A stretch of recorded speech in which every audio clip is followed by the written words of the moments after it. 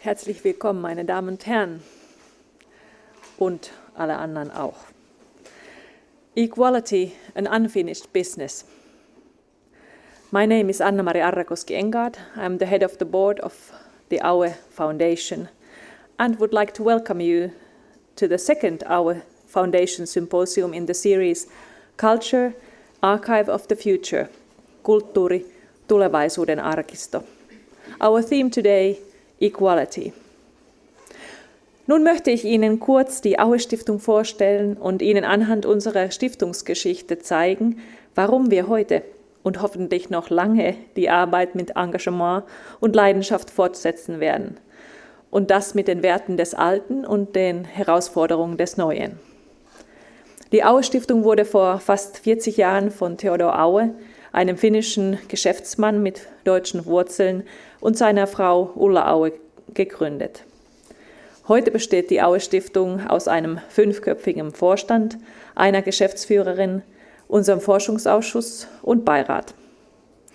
Das Ziel unserer Gründer war es, die Beziehungen zwischen Bürgern und Bürgerinnen von Finnland und dem deutschsprachigen Europa zu unterstützen und Diskussionen über europäische Werte unter dem Motto aus Leidenschaft für unser Europa und die deutsche Sprache zu fördern. Deswegen arbeiten wir heute daran, die Deutschkenntnisse der finnischen Bevölkerung zu verbessern, indem wir ihr Interesse an der deutschen Sprache wecken. Wir vergeben eine Vielzahl verschiedener Stipendien und unterstützen durch Reisestipendien Wissenschaftler und Wissenschaftlerinnen, Studierende und Kulturschaffende, die aus dem deutschsprachigen Mitteleuropa nach Finnland kommen. Wir publizieren, vergeben Preise, organisieren Seminare, Symposien und andere Veranstaltungen. Zu unseren Kooperationspartnerinnen gehören das Goethe-Institut in Helsinki, die Botschaften der Dachländer in Helsinki, die finnische Botschaft in Berlin, das Finnland-Institut hier in Berlin und natürlich unsere Kooperationspartnerin für diese Symposiumsreihe Finnland bei Scoventa. Sonja Hintermeier von Scoventa hat uns beim Gesamtkonzept dieser Symposiumsreihe herausgefordert, verwöhnt und unsere Erwartungen absolut übertroffen. Sie hat letzte Woche ihren langen Kampf gegen den Krebs verloren. Ich schlage daher ihr zu Ehren eine gemeinsame Schweigeminute vor.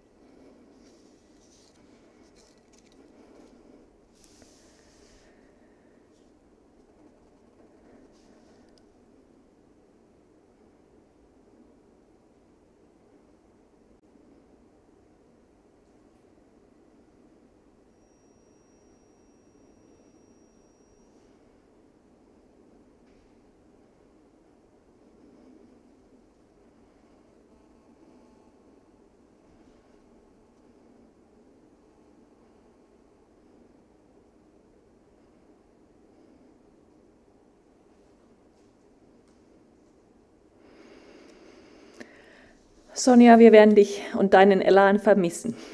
Nicht zuletzt deinen feministischen Überzeugungen ist das Thema des heutigen Abends zu verdanken. For us, gender equality is a core value and a national and international socio-political challenge. Today, diversity and gender equality are an important driver of our content-related work. Theodor Aue's legacy to us also includes the following sentence, which describes the goal of our work well. We want to learn from the historical past and accept responsibility for the future, promoting the diversity and understanding of a free and democratic Europe, regardless of the concept of a nation-state.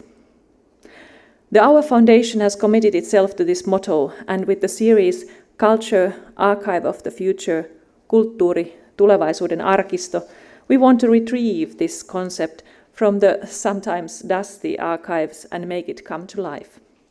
So, what are we trying to achieve with our redesigned symposium? We believe that we can only succeed together, and that means communicating and comparing our knowledge and values. But how do we want to and how can we communicate and compare our knowledge and values?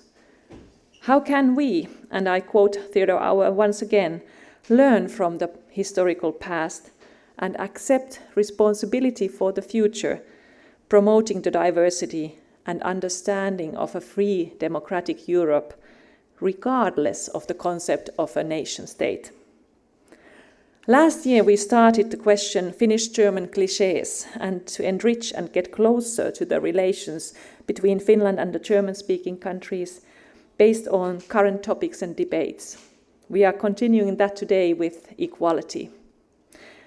I want to be very frank with you. On the Finnish side, we considered this issue of equality and the related issues of equal rights, diversity or participation as somewhat outdated at first.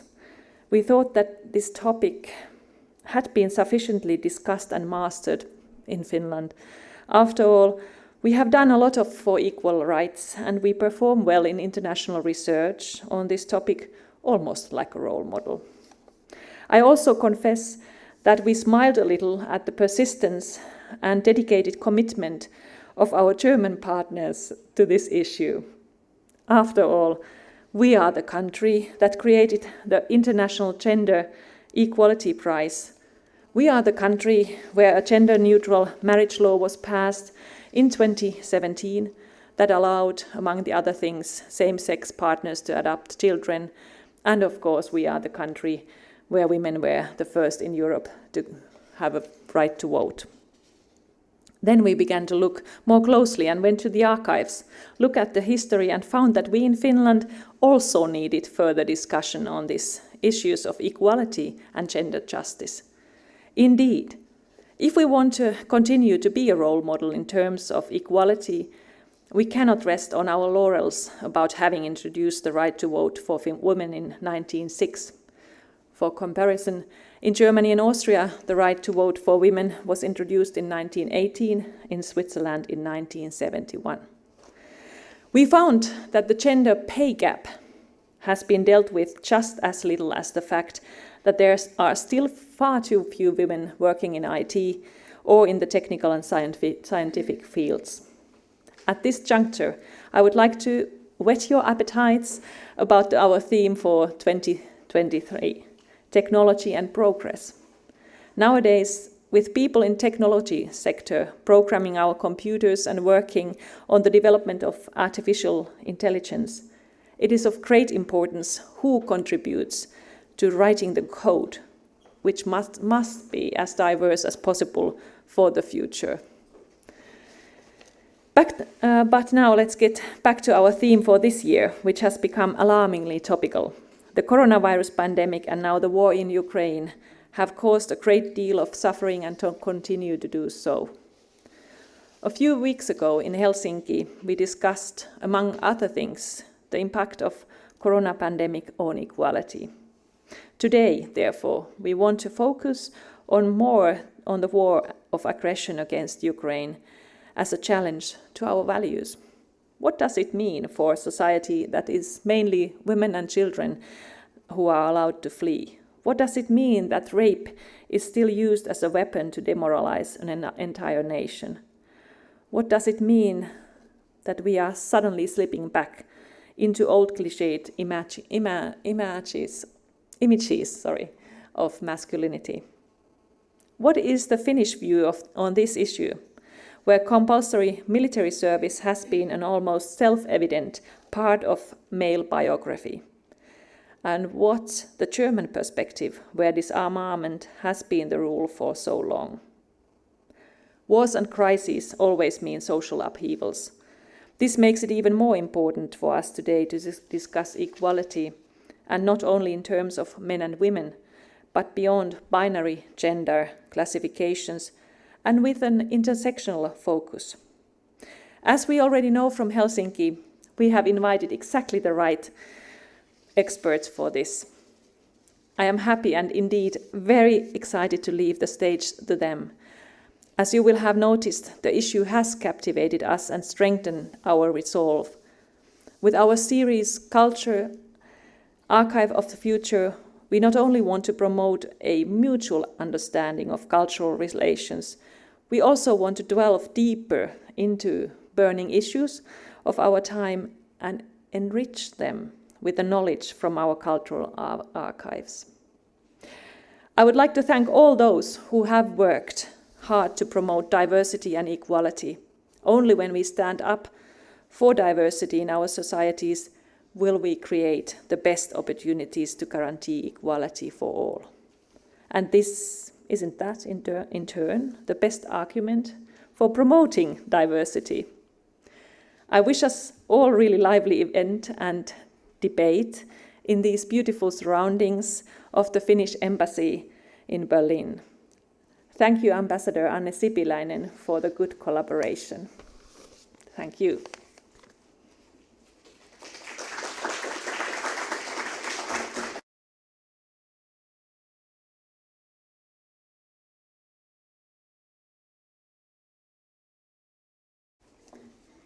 Dear Chairperson of Aue Foundation, Dr. Arrakoski-Engart, dear Professor Kinnunen and esteemed panelists, dear guests, I'm happy to welcome you all to this pan-Nordic building, the Felleshus, that has been the heart of the 5 Nordic embassies in Berlin since 1999. Under the motto, each autonomous and yet together, this embassy complex serves as a symbol of the long-standing relationship of the Nordic countries. It was initiated out of a sense of a common heritage, common languages, and shared values and convictions. This is a unique project worldwide. I would also like to offer my sincere condolences on behalf of the Finnish Embassy over the passing of Sonja Hintermeier. She was a well-respected cooperation partner and colleague who worked tirelessly for the promotion of Finnish literature in Germany. One of the shared values of the Nordic countries is the topic of today's symposium, equality. Gender equality, but also equal opportunities for all to attend quality education and to make the most of their potential. Gender equality benefits society as a whole, of which the Finnish story is a good example. The Finnish foreign and security policy is based on human rights, and Finland actively promotes women's and girls' rights and gender equality in all its foreign and security policy activities. For example, Finland is currently working for gender equality as a member of the United Nations Human Rights Council.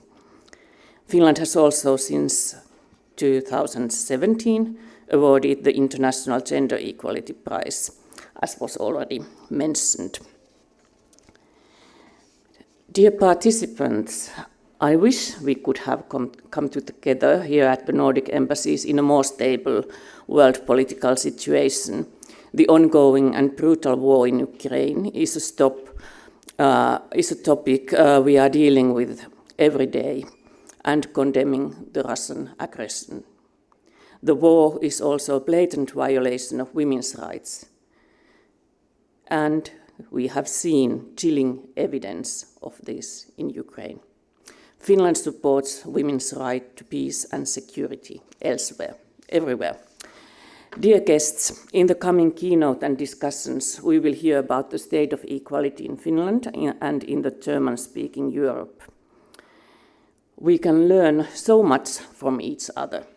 Although Finland ranks high in the World Economic Forum Global Gender Gap Report, for example, in the latest report second behind Iceland, the state of equality is of course not perfect in Finland.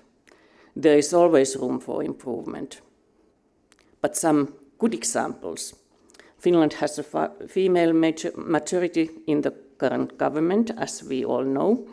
Sanna Marin, the Prime Minister of Finland since 2019, aged 34 at the time of her appointment, was the youngest female state leader and Finland's youngest ever Prime Minister. In my workplace, the Finnish Foreign Service, women make up about half, well, today I think 48% of ambassadors, and among younger diplomats, the clear majority. Also, 46 of our MPs in Finnish parliament are women.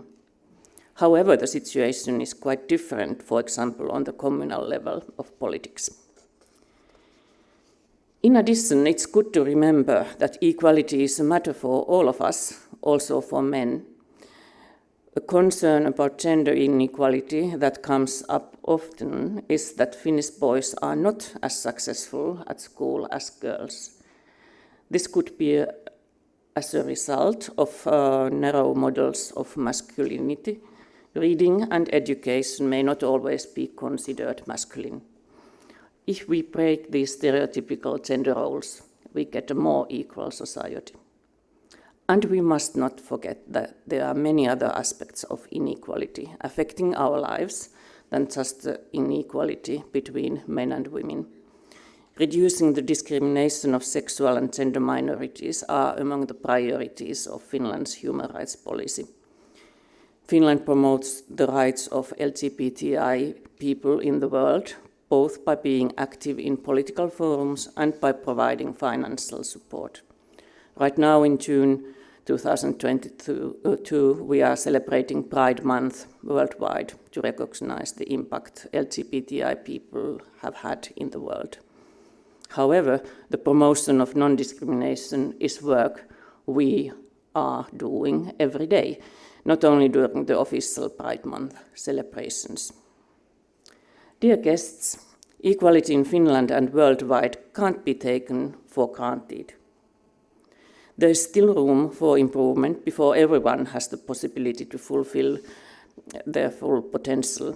I want to thank the Aue Foundation for organizing this important event and for the valuable work you are doing in deepening the dialogue between Finland and the whole German-speaking Europe.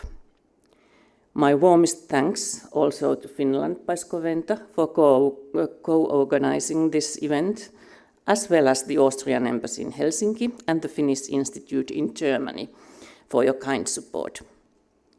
I look forward to the keynote and the panel discussions and exchange of thoughts. I wish you all an interesting symposium and evening. Thank you.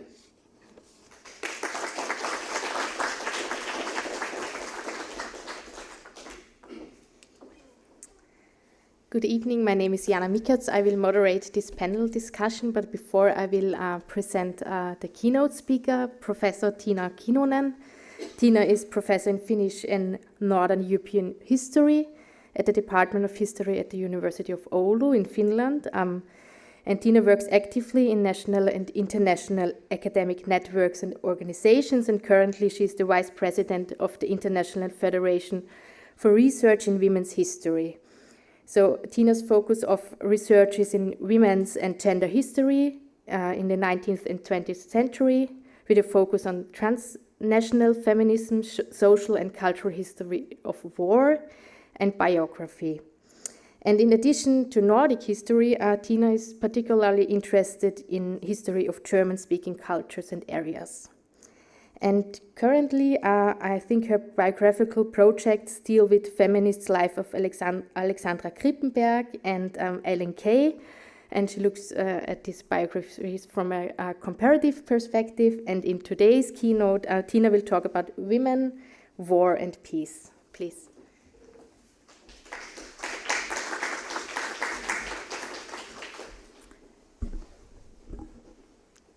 Your Excellence, dear participants here in person and those online. I start my 15-minute impulse talk entitled Women, War and Peace with a citation. At a time like this, when the powers of the West arm themselves against those of the East and enter into a struggle threatening to spread over several of the countries of Europe like a large bleeding wound, tearing men from their homes, leaving thousands of widows and fatherless children, destroying harvests, burning cities, filling hospitals, calling up bitter and internal passions, laying shackles on commerce, embittering life of many thousand quiet industrious families. A struggle, the sorrowful effects of which possibly may be felt by most of the nations on the earth. At such a time, we have ventured a thought, a hope, that through woman a peaceful alliance might be concluded, embracing the whole earth. An alliance opposing the direful effects of war and contributing by united and well-directed efforts under the blessing of God to the development of a state of peace, love, and well-being, to come forth when once the terrors of war shall be over and the time of devastation has passed away." End of quote. This was the beginning of an appeal to women in the whole world to establish a peace alliance. And the appeal was written in Stockholm on Midsummer Day, 1854.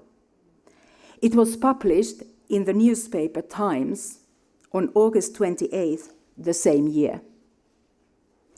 The appeal was written in the middle of an armed conflict, the Crimean War, which was fought from 1853 to 56. It was fought between Russia on the one side and France, Britain, and the Ottoman Empire on the other side.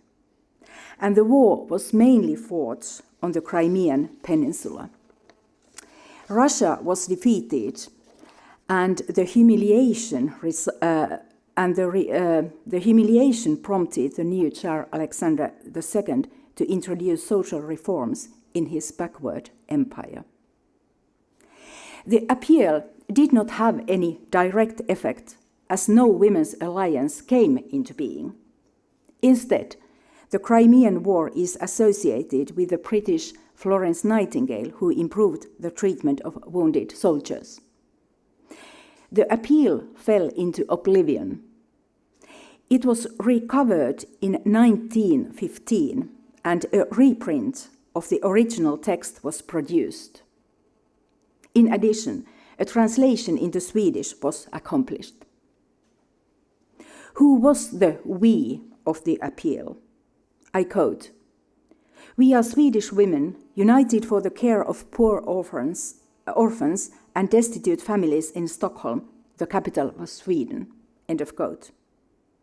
However, the appeal was signed by one person only, Fredrika Bremer. She was born in 1801 in Turku, Finland, from where she emigrated with her family to Sweden as a child. By 1854, when the appeal was written, she had an international reputation as a fiction writer. And in 1856, she was to publish a novel, Herta, that prompted organized work for women's emancipation in Sweden. The appeal presented a detailed plan as to how the Women's Alliance should look like in practice. There should be a committee in the capital of each country with connections to all women's associations in the respective country. And the committees of single countries should communicate with each other through printed reports. And this type of alliance came into being in 1888, when the International Council of Women was established and followed by several international women's organizations. The reprint of the Swedish Women's Appeal in March 1915 was issued by the National Council of Women of Sweden, and the moment was timely. The First World War was fought. In April 1915, over 1,100 women from neutral and belligerent countries gathered at a Women's Congress at The Hague, where an International Committee of Women for Permanent Peace was established. And the Congress at The Hague presented two main goals at its agenda. International disputes should be settled by pacific means, and women should gain voting rights. The message from the Congress at The Hague was that women's voices have to be heard when issues of war and peace are negotiated.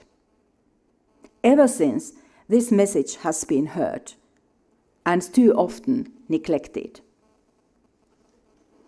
In the appeal from the 1854, a united front of women, and Christian women, was imagined. I quote, "We propose to consider ourselves as having the same native country, as belonging to the same family, and whatever diversity of opinion there may be among us, yet to join hands of sisters, and recognize as our children and relatives all those, of whatever nation or nomination they may be, who are bereft and unhappy, and whom our care possibly can reach." End of quote. And the idea of a united front was based on an idea that women, as potential mothers, had a special capacity for maintaining peace. Looking back at history, we can see that not only did women speak for peace and campaign for pacifism, on several occasions, they also contributed to movements for national independence and national defense at times of war. In Finland's history, we have several examples of women's individual and collective efforts in this regard. One of the most prominent one was the association Lotta Svärd, that embraced the idea of women's patriotism as an expression of their societal motherliness. The Lotta Svärd Association became organized at the national level in the early 1920s, after Finland gained independence and when the Civil War was fought. Over the decades, the association developed into a women's voluntary civil defense organization with social significance. At highest, during the Second World War, the organization had 240,000 members, including around 50,000 junior Lottas aged 8 to 17, out of a population of around 4 million. Lotta's work was divided in divisions, and they received respective training. During the war, that was the Winter War, the Continuation War, and the Lapland War, Lottas were busy on the home front, feeding the military forces on their way to and from the front, and evacuees fleeing the war. Catering Lottas also took care of catering for the military police, war hospitals, and civil defense men. Medical Lottas, in turn, assisted the civilians and the healthcare authorities. Medical Lottas worked in war hospitals and prisoners of war hospitals, at convalescent homes, evacuation centers for the fallen, medical depots, military pharmacies, and in the blood service. The Lottas on the home front also carried out a variety of office, communication, and control tasks, ranging from aerial surveillance to field post. In the war zone, the Lottas worked under the defense forces, provisioning the troops, treating the wounded, maintaining equipment, and carrying out different office and communications assignments. The contributions of the Lottas never fell into oblivion in post-Second World War Finland, but because the association was dissolved it had a negative image in the public sphere until the fall of the Soviet Union. For the Soviet Union and Finnish communists, the Lotta Svärd was ideologically fascist, which justified ending their activities in 1944. The Lottas themselves, in contrast, saw their contributions as poor patriotism. Nowadays, when we look at the brutal war fought in Ukraine and the contributions of Ukrainian women in defending their nation's independence, the Lottas' contributions in the past gain new topicality. In contrast to Ukrainian women today, the Lottas were not allowed to carry arms. When we write the history of armed conflicts in the 19th and 20th centuries from women's perspective, we can observe both committed work to promote pacifism and willingness to serve one's country in various positions. What we cannot observe is women's participation in key decision-making. This step has been taken only recently and results, very importantly, from women's international cooperation within the United Nations and various women's international organizations.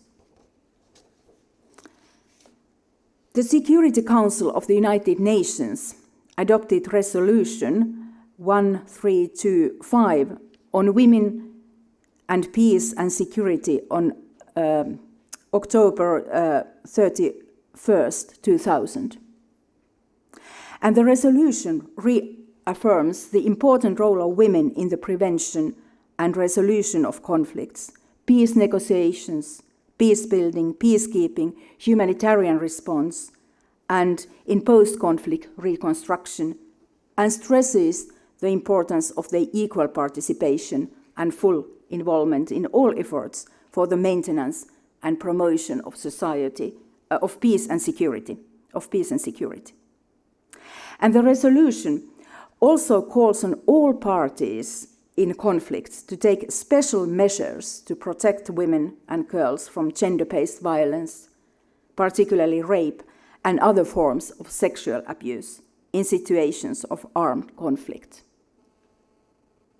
One of the pioneers within the United Nations was the Finnish lawyer Helvi Sipilä, born in 1915. She was the first woman to hold the rank of Assistant Secretary General and headed the Center for Social Development and Humanitarian Affairs from 1972 to 1980. And in this position, she served as the Secretary General for the first World Conference on Women held in Mexico City in 1975. In her opening statement at this very conference, she envisioned equal representation of men and women in all future international meetings on political and economic affairs. In her work, Helvi Sipilä pushed for change and defended the interests of vulnerable groups.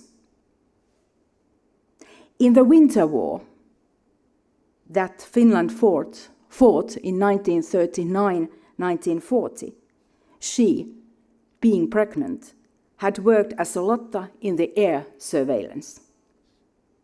At that time, she served her country, later the humankind, to protect peace and promote progress.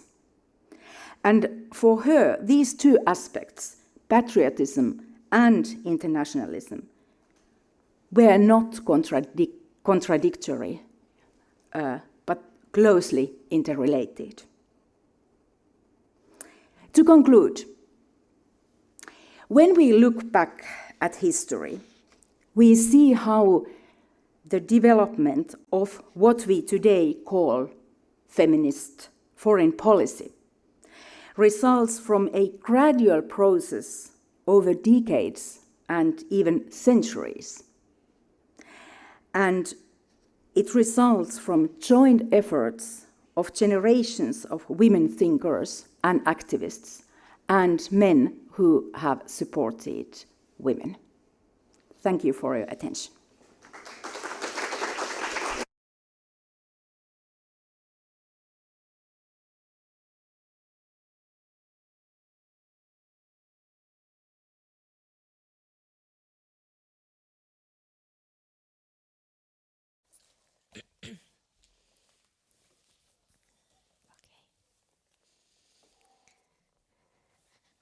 Okay, before we start our conversation about the importance but also the challenges of gender equality in Finland and in German-speaking areas, I will also introduce the other panelists. I'm sorry, I have some. I will start with Solveig Bergman. She's director of research at the Norwegian Center of Violence and Traumatic Stress Studies in Oslo. She's a social scientist and expert in the areas of domestic violence, gender-based violence, gender equality and welfare policies, women's movements in Finland, Nordic regions, and also German, Nordic and European cooperation in gender-related issues. And then there is, Marlene Gustafsson. She's gender equality and diversity issue consultant and owner and head consultant of the Helsinki-based think tank and expert network Inequality. Marlene has more than 15 years experience of training and coaching individuals and groups on gender equality and diversity issues and understands herself as bridge between theory and practice.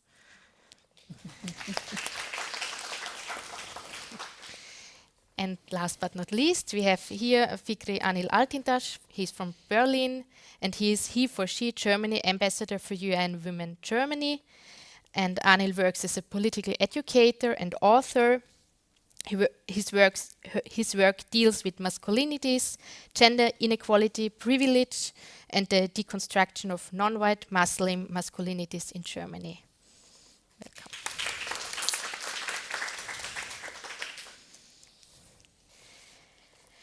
So we already heard several times this evening that Finland is known for its pioneering role, especially for women's rights to vote and also women's possibility to participate and be represented in politics. And I have the impression, if you look in comparison at Finland and German-speaking countries, we kind of still see this impact of this early pioneering role of Finland, especially when it comes to women's participation and representation in politics. But Solveig, I would like to start with you, because in Helsinki you had a keynote and you presented an argument, and there you had a comparative perspective on Finland and Western Germany, I think between 1970 and 90s, and the differences in women's politics. And I would like to ask you to share your argument also with the audience here. Thank you. A short version of it. Yeah, of course. No, my thesis, or what my argument was, that in the 1970s and 1980s, in many respects, Finland and Western Germany in those days were complete, or at least they were contrasts in many ways. And especially I looked at the relationship between women's movements and the state, and women's participation in formal politics, in the institutionalized political arena. And in West Germany, some of you perhaps remember it yourself, we had a strong anti-authoritarian movement, a feminist movement that clearly distanced itself from the state. Distrust in traditional political representation and participation was one leading idea, and the state in general was considered not something you wanted to intervene so much with. Gender conflicts and the patriarchy was in focus. So this strong emphasis on autonomy meant that women-only arenas were created. However, it also meant that the influence on state structures and politics in the formal sense was less important. Of course, I generalize now. I have to do it to talk about models. In Finland, I use the concept of state feminism, where in those days the critical civil society was much weaker than in Germany. The new social movements, including the new feminist movement, had a delayed start, started later in Finland than, for example, in the other Nordic countries. And with some exceptions, in Helsinki, I had somebody who had been very radical in the autonomous feminist movement in the 70s, and she came to me afterwards and said, well, we did exist. We were few, but we did exist. All right, but on the whole, the Finnish feminism or women's activism was oriented and channeled to formal political parties, and especially the quite influential women's caucuses or women's federations within the parties. So in this way, I see these as contrasts. However, my argument continues saying that more recently, in the last 20 years or so, the models have come closer to each other. In Germany, also through the women's quotas in politics, we now have much more women in the institutionalized political sector. Whereas in Finland, we, in addition to this formal party political influence channel, we also have feminist activism, often in cooperation with other forms of civil society-based activism in the intersectional way with ethnicity and sexuality and other issues. And of course, the European Union and international influences have contributed to the fact that the countries have converged. Much of what is happening today is joint within the European Union. So I also think that it is important for a success of feminism and gender issues that you have the cooperation between those who are inside the structures and those who are outside. Those who are outside can remind us, I also include part of the academia, women in academia into that concept. They have to remind us that power can also make you corrupt and you forget the roots. But we need also the women and positive men, of course, in the formal structures to bring society to a better future. So I think here we have a convergence. The models have come closer to each other.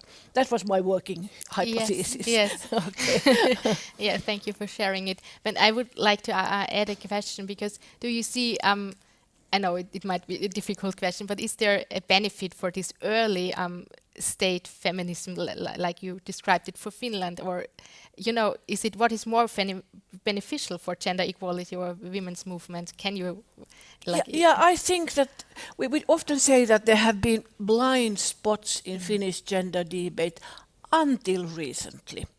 Okay. And they are, for example, that we have thought that we, as was said also in the beginning here, that we did it all through the suffrage and women's political participation. But that meant, for example, that the Finnish law on abortion, 1970, is still today actually one of the most restrictive ones in Europe, because it was not brought forward through a feminist struggle about women's right to their bodies. It was other issues that made the liberalization.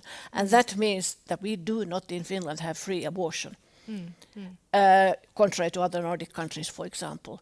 In practice, the result is the same. In practice, the implementation is very liberal. But one day, if we have a more conservative political shift in Finnish culture, the law is there to also really restrict women's rights in this respect. So I think that the fact that Finland did not have a strong feminist movement in the 70s in the same way as in Germany has made some issues delayed. Violence is another issue. Today it is on the political agenda, but it took time before Finland reached that. So I don't want to, let's say, accept this traditional myth of saying Finland is always the forerunner and the champion and the pioneer, and Germany and other countries on the continent or the other Nordic countries are lagging behind. It is not quite that easy. As a critical researcher, I want to look critically also on that argument. Yeah, thank you. Now, Marlene, I also wanted to pick something up we discussed only briefly in Helsinki, and I think it was a question from the audience there. It was the financial benefits if, in your case, an organization is more diverse and puts gender equality on the agenda. So I have two questions related to this issue. First, what are the other benefits besides financial gains for organizations or society as such, if we have more gender equal environment and diverse environment? And second, is there also a risk if now we see it, I think, worldwide, that gender kind of becomes a selling thing, marketing thing? So is it a problem if money becomes the driving force for gender equality and diversity? Yeah, it's always problematic if money if money go first. But I can go back to the first question. I would say that I work both with business and NGOs and public authorities. So it's interesting also what are the arguments when you are in those difference. That means also that the work looks different, and I think also it's good. This also like what is the grassroots movements and who is looking at what part when they want to make a change and what is the priority. But I think that there are quite a lot of like just not thinking of gender but diversity as such. Like if we would sit here and we will take a decision, if we are now like too similar, we will not see all the challenges with taking exactly this decision, or if we are producing a service or we are producing like a product. For example, the more people with different like backgrounds and ideas, the more they are thought through. For example, so decision making, it can also be like if we think about today, like social justice. Maybe I want to be proud of the workplace where I'm working, so I want them to act ethically. It's not only like when it comes to human rights, but maybe also sustainability. So it's also about retention, like who want to come and who also want to stay. But also who want to stay, because we can also be like an organization that are talking nicely, but then getting into the company or to the organization as such, it's not working like that. And that can also be like sick leaves and things that can also like be challenging. I think that recently from like Me Too and Black Lives Matters, a lot of like discussions about organizational cultures. How do we behave? Like basic stuff is, do we say hello to each other? We can think that is based, like, of course, but this can like tear an organization apart if this virus is just. And then of course it can be financial, like or global performance also. Like if you work with like different countries, that you actually understand cultures and languages and have an understanding if you want to go out with a message, what that will mean there, or a product or a service as well. Just not looking from your own like head, but also like a financial thing, because all these issues also bring financial like benefits, of course.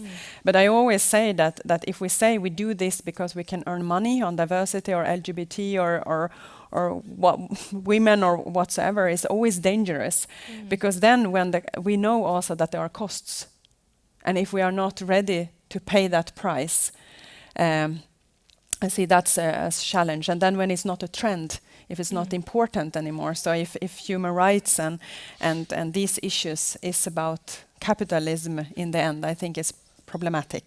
But of course that can be, when we are going into organization, they also need to have different motivations for the people that are working there. Why are these issues important?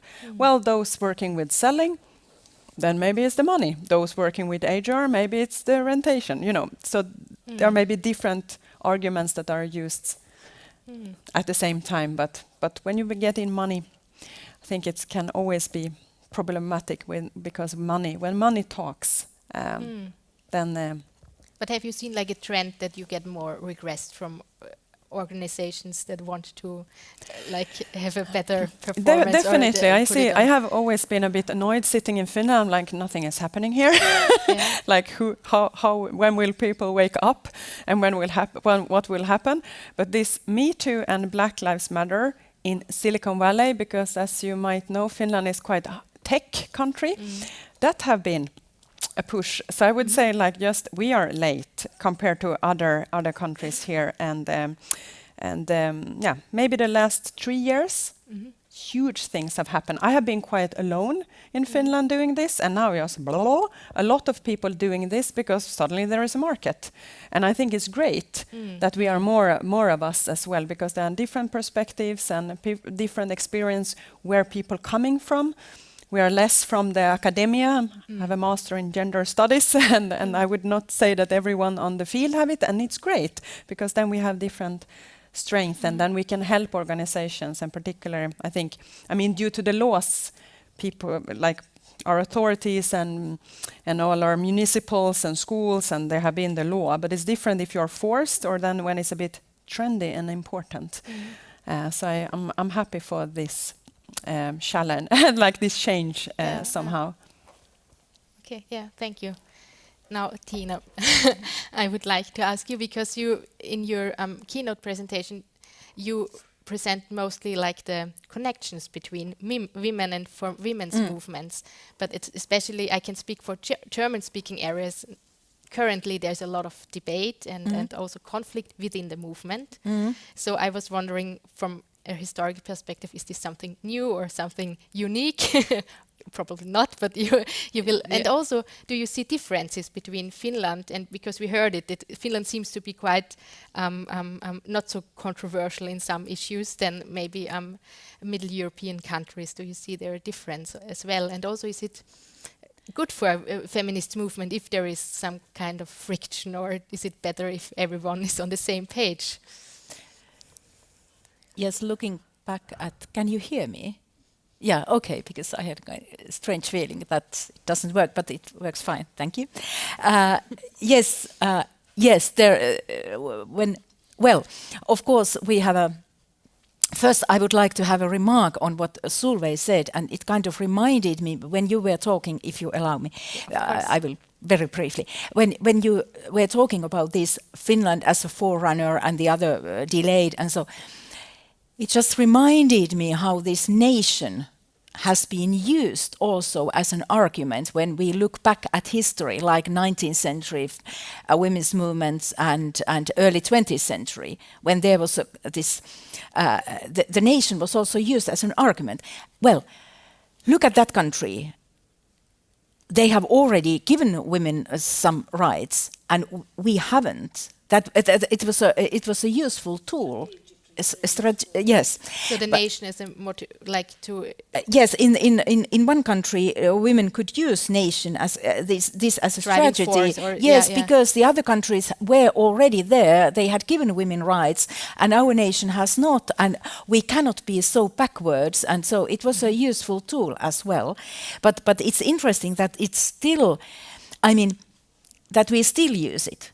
And it also reminds me how also in the old women's movement, that is 19th century, early 20th century women's movement or feminism, however you want to call it, there were also these hierarchies. And women were also, they stuck to their nations and they used it, and there was competition between. So that's also interesting. But to your question about divisions and divides and tensions, and yes, of course, feminism is about sisterhood. Who believes that? Fine, I don't. When you look at history, it's full of tensions, it's full of divides, and it's so exciting and it's so interesting because there were at many levels, ideological levels, at personal levels, and so on. All the time, this kind of competition going on, and at national, in the national frames, and also at the international frames, and so it has been there.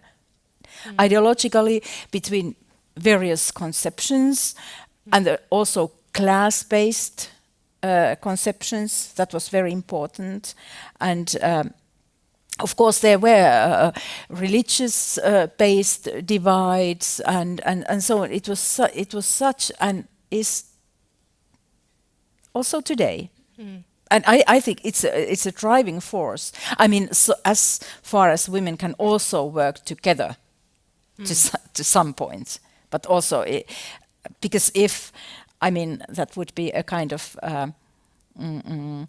This kind of nightmare, so to say, a feminist nightmare, if there only would be one feminist ideology. I think. That. So you have a positive vision, like in the long run there will be some progress, and it's not harmful for the feminist movement if we have this kind of frictions going on. No, because you cannot avoid it. It's. I mean, you cannot avoid it, and if there are no, then that's not good. I would say. back on my, because like the more diverse you are, the more conflict you will have as well. But you will also see things and their solutions much better. Like getting back a bit what I was talking about. So I think it's so important. We have to fight and we have to have different opinions in all kind of working groups. If it's about feminism, if it's about gender equality, if it's about diversity, I think that we just need to have different opinions. Otherwise, it's scary. So Anil, finally you, and it's a kind of a basic question, but I think important and maybe also challenging. Where is the position of, or the role of men in all of this? Is there, what position can men take in feminism and women's movements, and how can that look like if there is a position? I mean, it sounds rather basic, but I think it's an important one, because I tend to ask the same question to myself every day, because obviously me, as someone who tries to motivate and challenge men to engage in gender equality, it obviously is I think I have some problems with this. So can you hear me?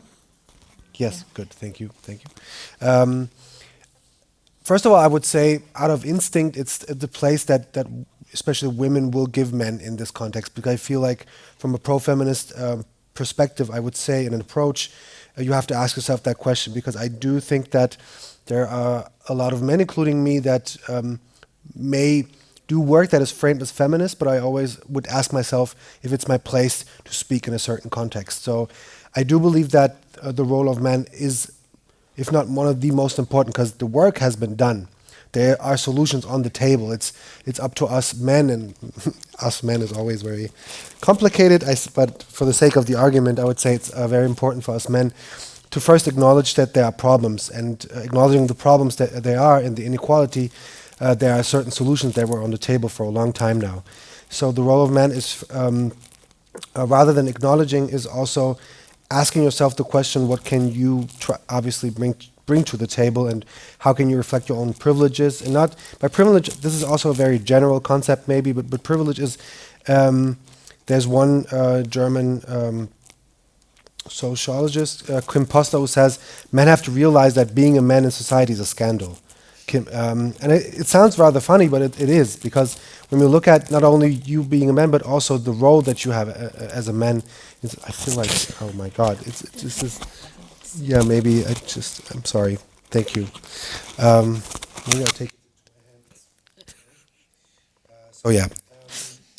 So men being men have to realize that they're living in a scandal, and with men, I think it's also important that it's not their approach to not only repeat what women have already contribute to everything that we do, but rather to look at ways how they can initiate a reflection process that is benefiting to their inequality. And that means not only reflecting on what it means to be a man, but obviously what sort of political, economic privileges that go well with it. And by looking at how men, especially when talking about gender-based violence, to motivate other men to engage in meaningful conversations. And as you say, I mean, you've probably been dealing also with gender-based violence on workplace. I think this is one of the most important aspects, because I feel like, especially in Germany, we have a lot of, I mean, mostly far-right man rights activists that, and also within men rights activists who believe in gender equality, but they have somewhat, I would say, interesting approaches when it comes to gender equality. They tend to accentuate men not only as perpetrators, but as those who suffer from this very nature that we live in the situation that we are. So I think there we need also men who say, okay, first we need to look at the things that are obvious, and we're looking at gender-based violences in Germany, for example, perpetrated for more than 80%. We have all these numbers on the table. So men need to realize, acknowledge, and coming back to the basic question, I'll end with a basic point. Men have to listen, and not only listen to just to listen and just, you know, in German we say, es geht hier rein und da wieder raus, so it just goes into your head and out, but rather to listen and to acknowledge that there are problems, and the problems that is the way we perform masculinity. And I would like to add a question to the Finnish panelists here, because we also heard it in Helsinki, and now I think again in the opening, the idea that also men can suffer from too much gender equality, like the boys performing not so good in school as the girls. What are your thoughts about that? It seems that there is a debate in Finland. I don't know who. I think that Anna actually put it quite good in her part there. It's also like, how is masculinity, like you can look at it, okay, is the school designed for boys? And if you look at the history, I have listened to this because I have also thought like, okay, what the other challenges, but the school was designed for upper middle class boys.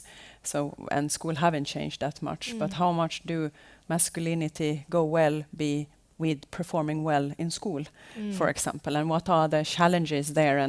And we are also working, like I have a team, we are working also with schools, and we also have this masculinity projects about like looking at what are the challenges that will be and obstacles also for men when the masculinity, like to live up to some kind of very narrow masculinity ideals, also become an obstacles to just do whatever you want in life. So I think that, like now, just jumping around a bit, but of course there are also these men that feel also that if my first priority is that I'm a man and the man should be in this way, otherwise you're not right. And then if someone is just like, yeah, but maybe you can be a man in many ways, and then you're like, oh, like of course that can be scary. If you think that you choose the right thing. And then of course I see it also when we are training, or the challenge is like when meeting people, particularly when you go to workplaces and people are forced to be there or something, you can just see in there. But you can also see those women that are just like, that they're like, they can also feel that now everything is about us, depending on of course what we are talking about in that sense, but this victimization also. But I think, as Anil said also, we have also facts of who have the most power and who is the one that are using the violence. Are men using violence against men? That's the biggest problem. And next problem is men using violence against women and children. So I mean, men are problematic for themselves in that way, how they perform their masculinity and Solveig, you wanted to add also, No, I could continue where Marlene stopped, because of course we as feminist academics or activists or whatever can also be self-critical and say perhaps we sometimes have not quite wanted to talk about some of the problems that men also do, for example, experience when it comes to gender-based violence or violence in the homes. Or violence in general. I mean, we know from prevalence studies in many countries that men suffer from the violence outside the family, and women more than men of domestic violence. But that does not mean that there would be a clear that perpetrators of domestic-based violence are always men. They can also be women. There can be mothers. Mothers can do really nasty things to their children, including even sexual violence. I mean, these things are so taboo that even as researchers, we don't want to touch these issues. Or that men can suffer men can be raped, also in war.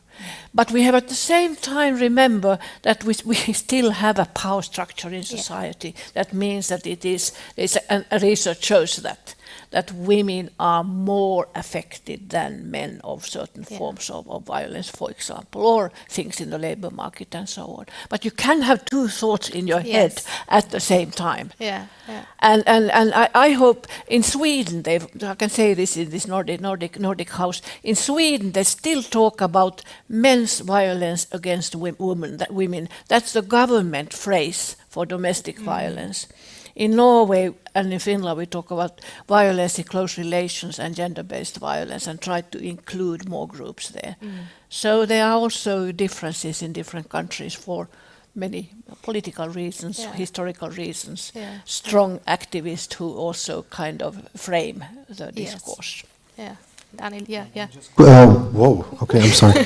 Just one quick addition, because I feel like this aspect is very important. I mean, it's probably not the first point, but bell hooks, obviously, everyone suffers from patriarchy, right? And so when we look at this, it allows us to expand our view on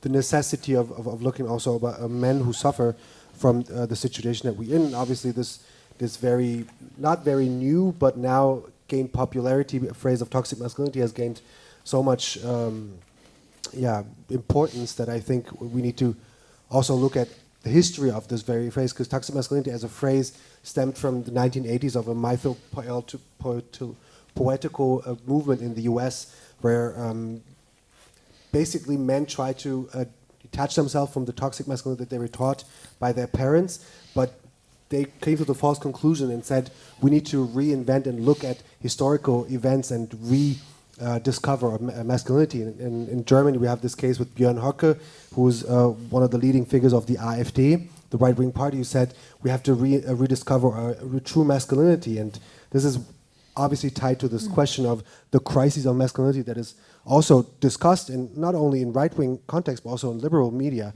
where they say we have crisis, what should men do, and everybody. But this crisis of masculinity is also a anti-feminist framing if you look at it, and this is very important that we. And just one quick thing, the aspect of women being able to be perpetrators as well. We have seen this with Amber Heard and Johnny Depp issue, where there were a lot more interactions on TikTok and Instagram in favor of Johnny Depp and everything that he's been done, and people mistook it. Jacinta Nani, a writer in Germany, said she could have done anything. She could have, perpetrated domestic violence, but this was not the case. This was not at all the issue of this very case that was dealt with. And then we look at power structures, and then we look at the ways, also the marketing of, for example, Johnny Depp used this very basic court case to demolish on a moral and economic level a woman who has been a victim of domestic violence by court cases by Johnny Depp. So I think this is an example of how patriarchy still works and tries to reinvent themselves, and obviously even how very powerful men try to use it for their own benefit, although we have Me Too, and now people, also in German media, especially, Welt and Focus, they say, oh, okay, is this the end of Me Too and the beginning of Men Too? And then we're looking at very dangerous developments. Yeah. It's a balance there, Okay, now I would like to, did we talk about war, because we, and you also set the tone for this conversation. And we chose to talk about war in light of the war in the Ukraine, but also we want to talk about it in more broadly, because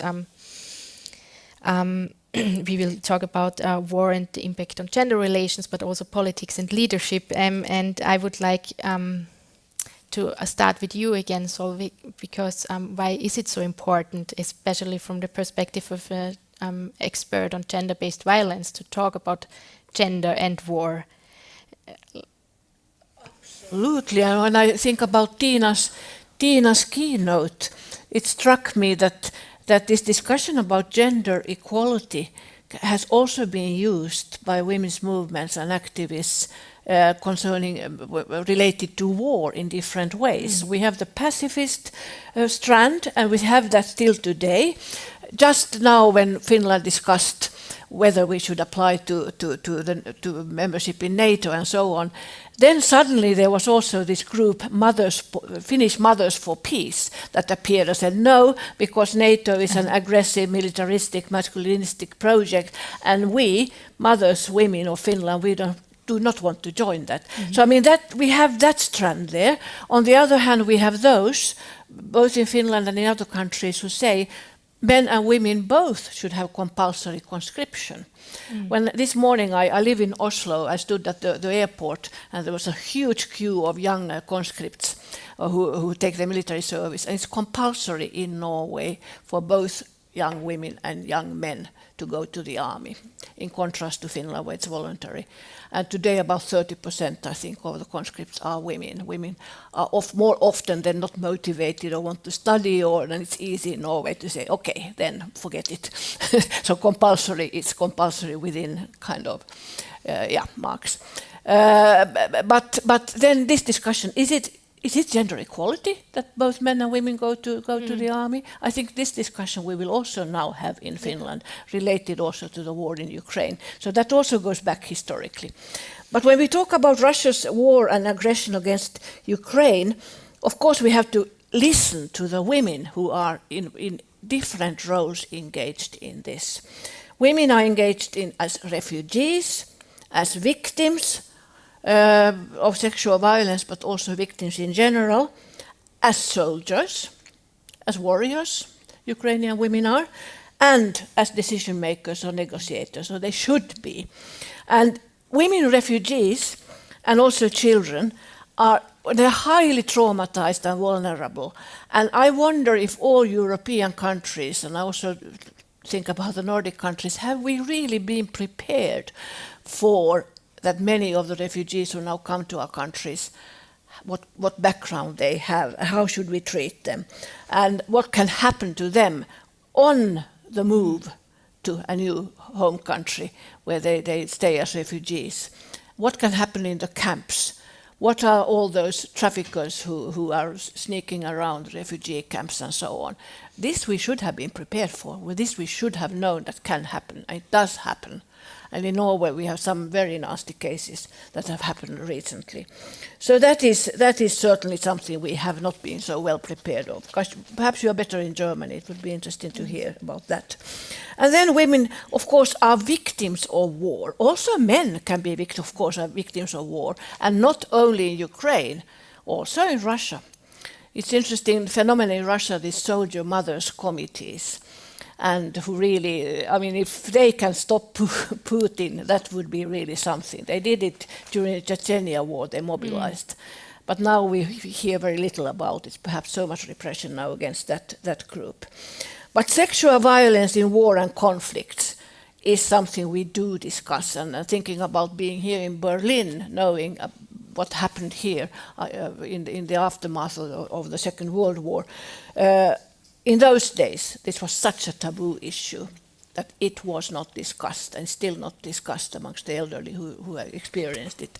Today in Europe, we have come so far, so we should discuss it and should listen to the women and also some men who have experienced mass rapes and really, really nasty things happening. But not all Ukrainian women are victims and vulnerable. They are also soldiers, as I said. Women are on the battlefield. We heard about that. That also historically we know. And actually before Christmas last year, women in Ukraine accounted for 23% of the military personnel in Ukraine. So this is also important to remember. So women are not only... There are much of these stereotypes also now when we have a war situation. We have to defend the women and children. There are also perhaps other groups that should be remembered in that case. There's very much this after the war, then we want again to develop the family life, the peaceful family life, and women have a role there. So we are back to those discussions. But what happens when peace is restored? At some day we should at least think that there will be peace. What is women's situation in Ukraine in that kind of situation? Do they sit now at the negotiation tables? I haven't seen many women there. And this is Europe 2022, where we have come quite far. Or have we? Should have come further. So we have to listen to women in Ukraine and women also in of course in Russia and other countries who are involved from different perspectives, and not only put women in the victim kind of group. There are also other roles that women can play. And I would like to include you here, Anil, because I think you just mentioned it. There is such stereotypes, ideas about women and men in times of war, and I would like to learn from you what you think about this association between masculinity and war. We see like men defending their nation, their country, whatever. I mean, I'm sure my colleagues here on the panel will add on. I think this is a big question, but I feel, just from a German perspective, I felt that there is an urge, or maybe going back, asking the question of what has happened during the Corona pandemic, and I feel like, especially from a right-wing and conservative perspective, people thought that the Corona pandemic is the best opportunity to regain a situation where binary and very traditional roles are restored again. So that means that we want to live in a societal structure in which men lead, in which men protect, and in men gain power positions that might have lost due to a quote-unquote feminism. And this is important, I think. And I feel like, in general, this has not changed in Germany at all. And although we in Germany don't have a compulsory military service from 2011 on, there have been calls again to restore it again. And now the German Bundespräsident has come forward with an idea of having a compulsory social service, which I, from a masculinity perspective, think it's important because it may teach them how to engage in care work and care biographies, but this is a different question. I do feel that obviously war, from a historical perspective, maybe you know more, is obviously one of the things that has been ingrained in masculinity from a worldwide perspective as being something with which you can manifest your own masculinity, going to war, being in uniform. This is a very true masculine context. But then again, I feel that, especially in Germany, we have, I think, led to a situation in which obviously the military is very much connected to the Bundeswehr in Germany, and the Bundeswehr itself has had a lot of problems, not only from 2011, but historically. I mean, we look at the historical continuities with Nazi personnel until the 70s in various ministries. So I feel like in Germany, and maybe you've heard of it, or probably most of you heard of it, there has been this issue of this special contingent of 100 billion euros that will be benefited for the German Bundeswehr, in which I feel will benefit a certain structure that is anti-feminist and racist in itself. And obviously those who work in the military say these are just, in Germany there's a phrase called Einzelfälle, so single cases, Einzelfälle, but I don't think that's the case because there's a continuity of racist incidents involving the disappearance of a lot of missiles and weaponry. So especially from a racialized perspective, this is a very dangerous development. So I think that we need to understand that in times of crises, and I come back to the issue of crisis of masculinity, people think, okay, now we need these men again who will lead, who will protect, and this has been very interesting. You all know Wladimir Klitschko, who has been very famous in Germany throughout his boxing career, and he's obviously been using his persona to promote help for Ukraine.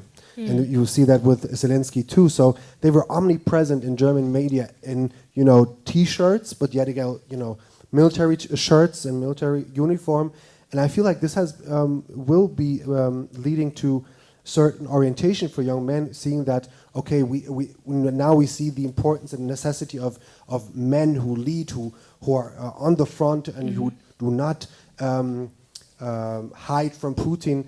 This is very powerful, and especially, I mean, very clever from a Ukrainian perspective and from Zelensky and Klitschko, but I feel like this has led to maybe a manifestation of a certain imagery of necessity for especially conservative media to reimagine a situation, not from a beginning of 20th century where we're talking about a militarized German society, but we're not talking about a very peaceful Germany. We still, along with Sweden, who's on the forefront again with Canada on feminist foreign policy, Germany sells a lot of weapons. So it obviously goes against the core values of feminist foreign policy. So I think we are at the beginning of this discussion, but I do not think that feminist foreign policy can come within a state, because you have to change the whole system to make it really feminist, in my opinion. But masculinity is the German discourse on masculinity and war has been a very interesting one, because, as you said, to this 100 billion contingent for the Bundeswehr, there hasn't been any outrage. I mean, significant outrage, and 63% of German population think it's okay to support them. So we have a interesting. What did Olaf Scholz said? It's a Zeitenwende. So I feel also Zeitenwende, and a dangerous Zeitenwende for masculinity in Germany, I would say. Tino, you wanted to add some? Yes, what I'm missing is seeing women in the forefront in the kind of media coverage in Ukraine. I mean, there are only these men, and it's still. And I really hope that when it comes to negotiations and reconstruction, that women are given voice. That's extremely important. That's the whole idea in the United Nations resolution, that women are given. And now they I don't know where they are. And that's really embarrassing to some extent. And then what was really interesting in contrast was to see the the opposition in Belarus, Russia. The leading figures were female. But of course now we don't hear about that. It's all about the war. But there's a difference. You mean between Ukraine and Belarus? Because the women were there at the forefront in the opposition, and also going to prison and so on and so forth. Yeah.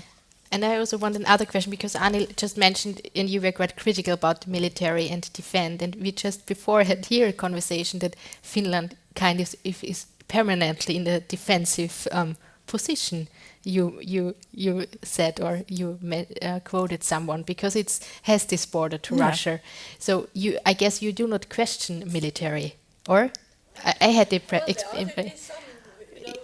for peace. Yes, of course, there's a pacifist trend in Finland as well, but it has been quiet now in recent months. But I remember in the 80s, 90s, when there was this discussion about women against nuclear power, women against war, and so on. That was a very important strand in the Finnish women's movement. There were women's marches from the Nordic countries, from Stockholm to Paris in 1980s, for example. And leading Finnish feminists said no to military service for women. Why should women become like men? Men should become more like us. So there was a clear kind of difference thinking, which is also has been a strand within the feminist movement, women's movement. So as Tina said, women's movement has not had a unified way of looking at things, and still today hasn't that. And of course now it is. Nowadays, only one. After the war, there will be, of course, a critical discussions also in Finland and so on. Now is not time for that, I think, but it will come. You agree? Yeah. But this also reminds us, when we talk about Germany, and so we talk about Finland, we talk about Poland, and so. I have a colleague who is living here in Germany. She's from Poland, and when the war broke out, she told me that only a couple of days before the war broke out, when she was really anxious, she talked about the possibility, and her German colleagues, they were just calling her kind of nationalist, crazy nationalist, and it's also the geography. Geography talks. Yes. Where you are, the Baltic states, Poland, Finland, it's a difficult geographical position than Germany, for instance, or Austria.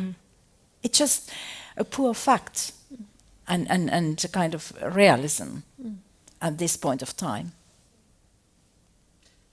And of course, in Finland, when you think that we had this friendship pact with Soviet Union for a long time, and I come from that generation that remembers that that you had also this self-censorship, certain things you don't say, and today when it is allowed to be critical, now it all comes out. I see a difference between the Finnish media and the Norwegian media, and Norway has been a NATO country for ever, but still I think when I read Finnish media, I sometimes think, oh, gosh, they are really now. Shouldn't they be a little bit more thinking there will be a time when we again have to cooperate with our neighbor? But this is me coming from the Kekkonen generation, so to say. But it's interesting to compare even within the Nordic area. There are differences. Yeah. Pick up here. I think it have also been interesting this now what Anil said also about like how we relate to the war.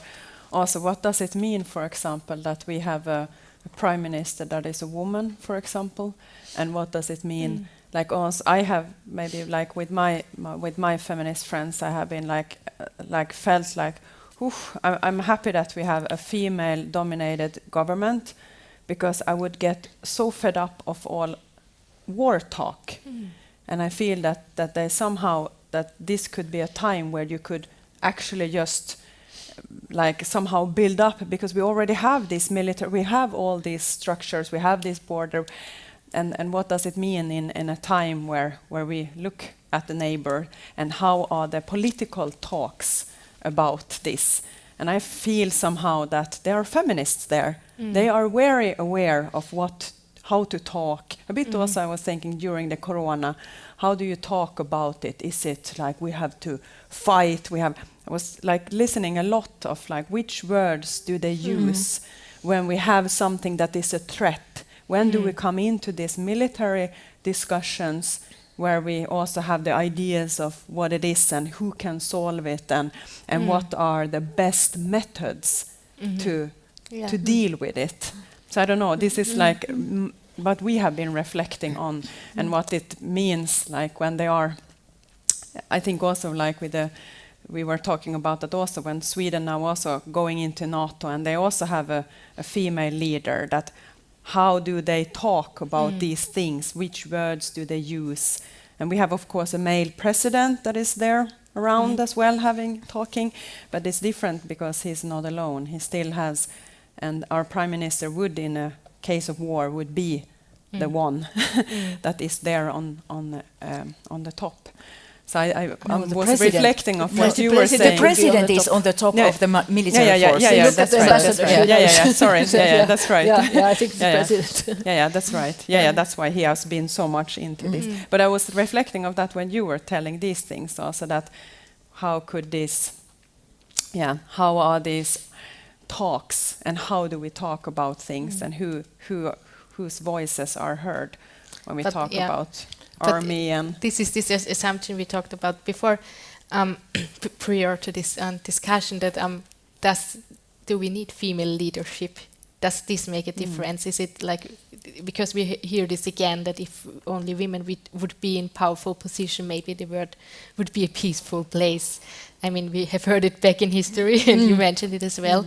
So, but what are your thoughts? I think it's also very, very different. Like, I mean, women are not by being women something better, and that we are so many different people. And I think that sometimes I think that who are we representing as well? I mean, for example, of course, now when we have a female leader that is grown up in a rainbow family with LGBT, I mean, she is from a more working class. There is like so many this intersectionality, but she is still white. She's still well educated. She is, and also the other ones that we have in our government, and I think. And I mean, we can look back at Margaret Thatcher or something. Was it good for Great Britain to have a female leader? I mean, a female by such is not. But of course, they can be a good,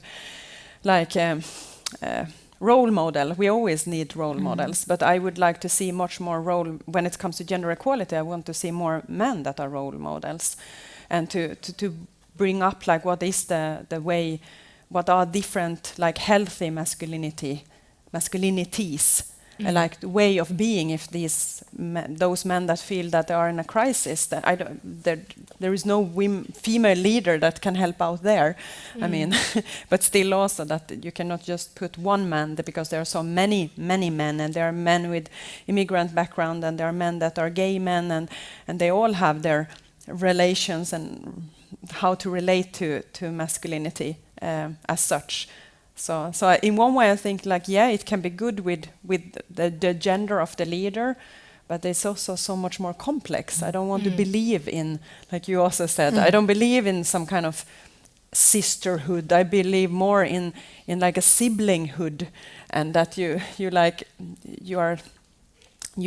those values and what we are representing, and that we have this diversity of going back to that, like to take decisions, that we have a lot of people with different backgrounds and ideas and many voices that are heard, and gender is one of them, and then trans people are super important also, to just mix everything up, to not make it like men and women and here we are, like, yeah, but maybe there is more zones. Maybe you think I'm a woman, but maybe I'm not. Maybe I can be so much more and something in between. Yeah, that's important, but I think it's also, yes, and I think it's extremely important to have female leaders, and well, I don't want to kind of, well, but I think still we have to remember that for many parts of the world, for many people in the world, there's still gender matters. I mean, it really matters to have female leaders. It's just and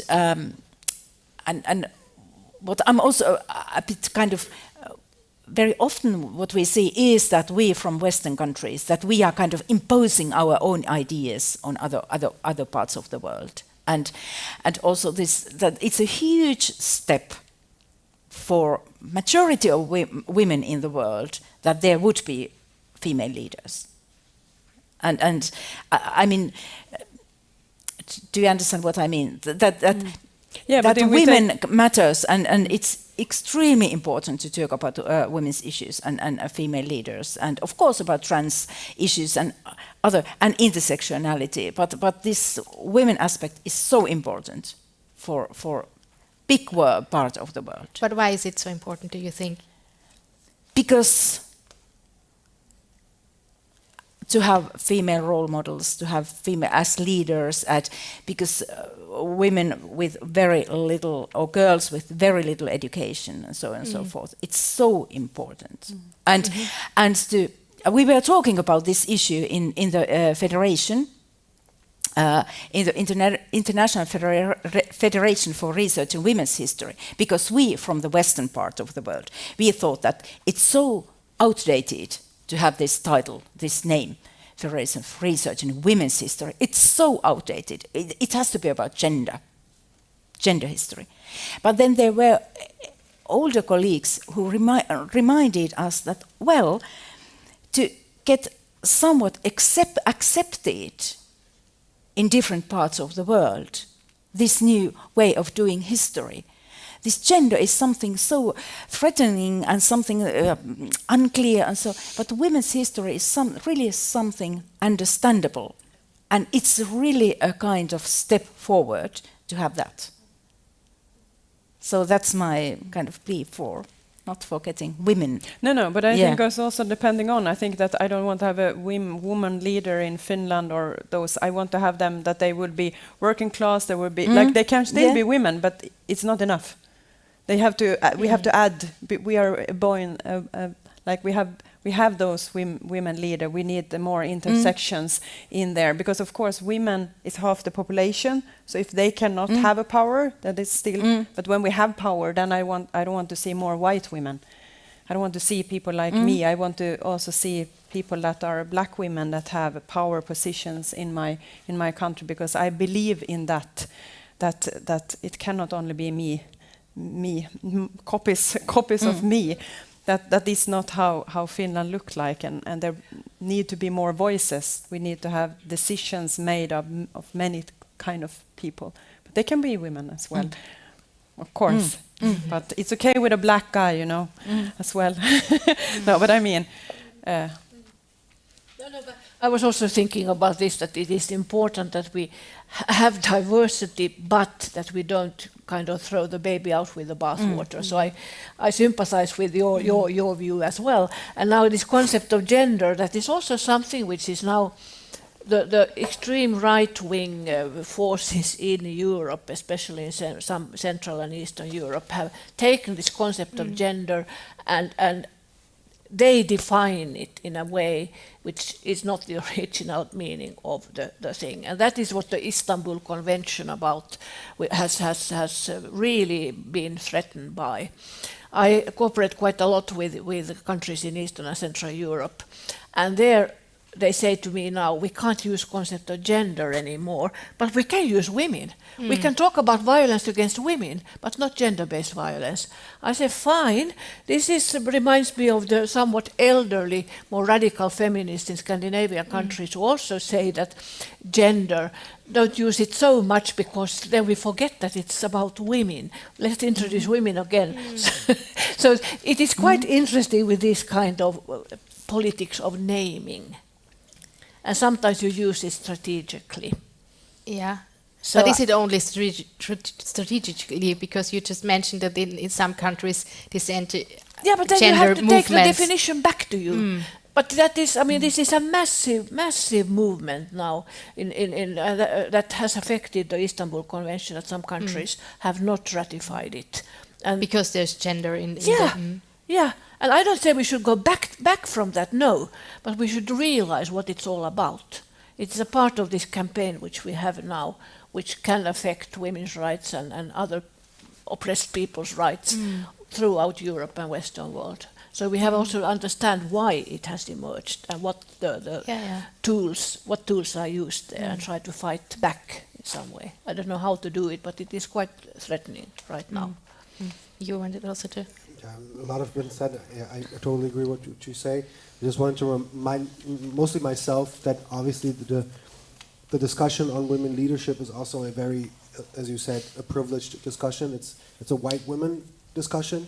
So in order to fully grasp and establish what we wish feminist foreign policy could be, we need to reverse the thinking and obviously detach us from this Eurocentrism that we all are embedded in, obviously, because I feel like whenever we talk about leadership, it's obviously important, and I've been following this debate on Kamala Harris as a vice president.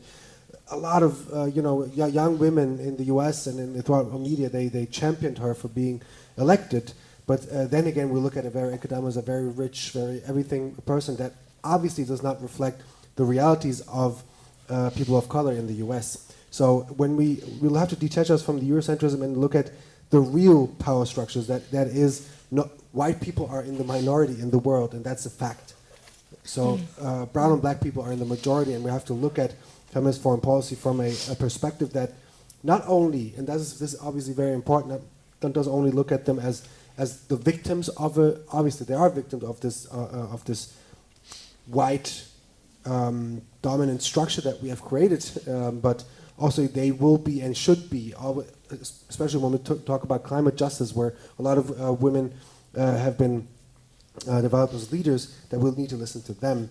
And me, talking from a racialized perspective on masculinity, obviously I am still a man and I hold certain privileges, but I do feel like, especially when talking about masculinity in Germany and the aspect of, masculinity and war in Germany, people sometimes on social media asked me, "Oh, you should be, you should have no problem with a war and masculinity because you people are good with wars, right, and conflict." I'm like, what? On so many levels, this was so wrong. And I asked myself and I asked my father, "Hey, Father, would you be willing and would you be able to go to war?" He said, "I might have a gun somewhere in the house, but I don't think I am." But people start to obviously take on this very concept. I've been confronted with that, and I'm myself, I would never take a gun in my hand. But people perceive me as being stronger and being, more prone to conflict and more resilient to conflict, whatever that means in this very specific and complex terms. So I feel like we need to look at these things, especially when, this feminist foreign policy. We have a fantastic expert, Christina Lunz, who co-runs the Feminist Foreign Policy Center. Very important. She's been advising our foreign minister, Annalena Baerbock, for example, in many occasions. But also, it's still a white woman who's been championing this issue, rather than explicitly giving voice. Not only giving voice, they have voices, just giving them the platform to elaborate on their ideas and to really detach us from this bigger picture of a white capitalist system that we've, quoting Bell Hooks, not to quote me, but Bell Hooks said it. So makes it easier for me to be more radical, right? So this is one of my poems, but obviously I want to support what you say. It's important that we look and not just have it as a side note, but actually as the first and foremost approach on how we look at these things, because obviously how not only foreign policy from Western countries is shaped, but also the developmental aid is obviously prone to a very racist narratives and elitist narratives that we need to look at. And we have to come to an end, and maybe all of you have the chance to have a last short statement. And I thought maybe you mentioned the biggest achievements you see in your field for gender equality, but also maybe the biggest challenge ahead. Maybe Solveig, you want to start? No, I mean, one often. No, very shortly. I mean, often it's said, is the glass half full or half empty? And we who work with feminism and gender issues, we want to be the critical ones and say there is still quite a lot to do. The glass is half empty.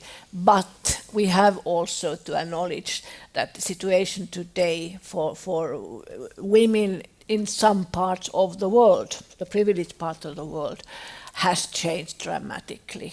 I mean, the women's movement and the gay, lesbian movement, sexual minority movements, they have really changed things. I mean, to such an extent that I don't think we quite see it because we are living amidst of it. Yeah. But later generations will see. But at the same time, we have really to be very aware of that there can be backlashes. This is not a kind of path that goes one way straight to heaven to work with gender equality. There are backlashes and the glass can be half empty, and we have not solved the classical problems yet with equal wages and gender segregation and violence and so on. And then we have all the new challenges that I touched upon earlier with the resistance. And with also the anti-feminist men's movement also mobilizing and using partly a language that can appeal to men and also women who perhaps are problematizing also men's situation, but they also then slip into this very, very dangerous movements which are around now, also in the Nordic and Scandinavian countries. And that's scary. Anneli. I support everything you say.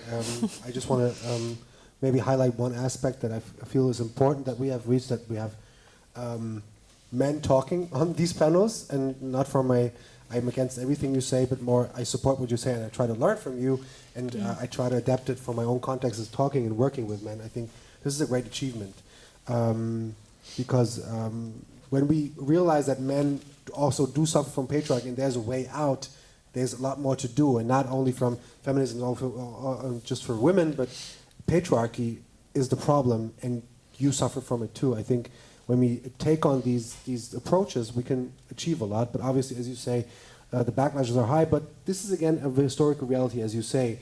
There won't be any progress without any backlashes. But as Susanne Kaiser, a writer from Germany, in her book said, there's a so-called political masculinity, and we need to, intervene the moment it gets a lot more political, gains a lot more political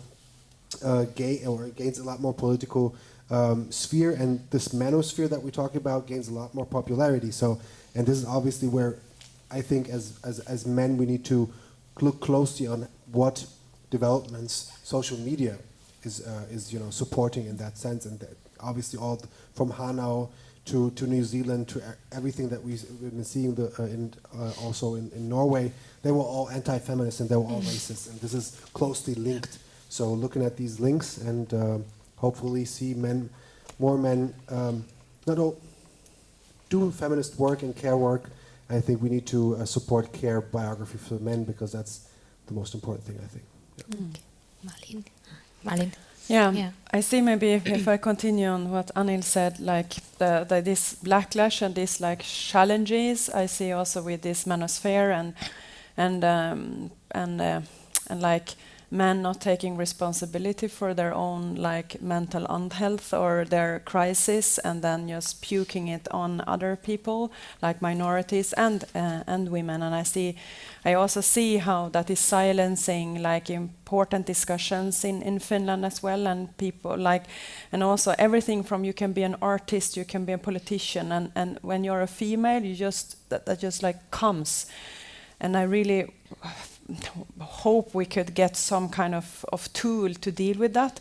And at the same time, I also see this like very positive things. I have roots, and I'm also like an activist, not only in business.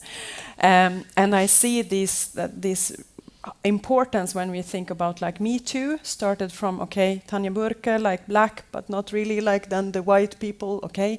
And then we have like Black Lives Matters, and then we have the environmental like movement, and they are all also very aware of how they organize themselves, how to be ethical on more levels. And I see that they're females, and they are using the internet. That's why also the hate is there, because they are also change actors, and everyone is benefiting on many levels. So I also am like positive. I'm just waiting for which will be the next one, like because you can't plan it. It's just like coming to a point where it's just like, yeah. So I'm believing also, like I believe in social media also for spreading fast and uniting people, but also I see the backlash and the hate of those that can't handle it, so to say. So, but I'm positive, because I see it going there. Heaven is, the goal, at least. So if we head for that. Yeah. I was still yesterday evening in Helsinki looking at the news from the Finnish television, and there was a report from Pakistan. And at the moment they are suffering from extreme heat, plus almost 50. And I think that's the problem. Environmental crisis. And the women, that's the most vulnerable children group. And I think that's the problem. We should not forget that. We Westerners. So, yeah, it's time to close, and I would like to briefly summarize our discussion here today in Berlin, but also in Helsinki, or maybe I cannot summarize it, but I think one thing became quite clear, that gender equality is nothing you can achieve once and then you're done, but it's kind of an ongoing struggle, and that we have to keep to be aware, and also we need to reflect a lot. And I had the impression that this kind of conversation is really inviting to reflect, because we learn so many things from each other. So, because you presented so many different perspectives, different disciplines, different periods in time, and I think we needed all these aspects, and this was really inspiring. And so I thank you that you joined us, and I'm also happy to let you know that there will be a yearbook from the Aue Foundation based on these 2 panel discussions. And I thank the Aue Foundation for making this possible, and also Finland by Scoventa, and also the organizers here, the Finnish Embassy and the Finland Institute, and you that you discussed today with me, and also, of course, all of you that you joined us. Yeah, thank you.